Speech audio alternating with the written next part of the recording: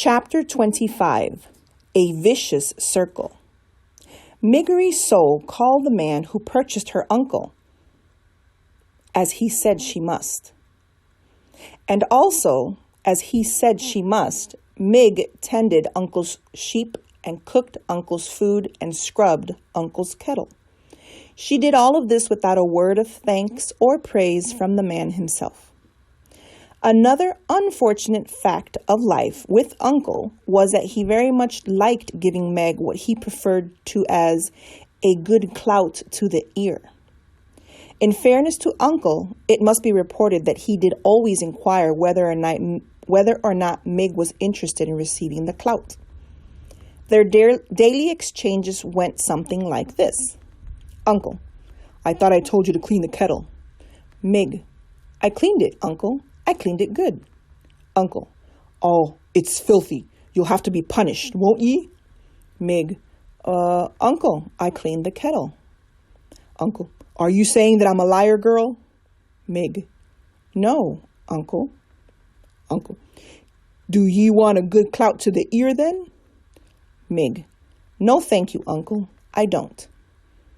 Alas, Uncle seemed to be as entirely unconcerned with what Mig wanted as her mother and father had been. The discussed clout to the ear was always delivered.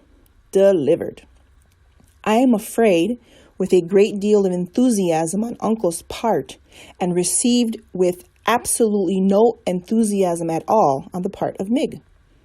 These clouts were alarmingly frequent, and Uncle was scrumptiously fair in paying attention to both the right and left side of Miggery's soul.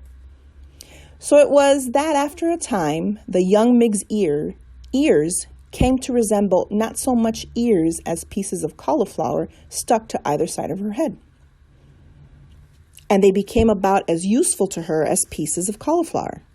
That is to say that they all but ceased their functioning as ears. Words for Mig lost their sharp edges, and then they lost their edges altogether and became blurry, blankety things that she had a great deal of trouble making any sense out of at all. The less Mig heard, the less she understood. The less she understood, the more things she did wrong. And the more things she did wrong, the more clouts to the ear she received, and the less she heard. This is what is known as a vicious circle. And Miggery's soul was right in the center of it, which is not, reader, where anybody would want to be. But then, as you know, what Miggery's soul wanted had never been of much concern to anyone.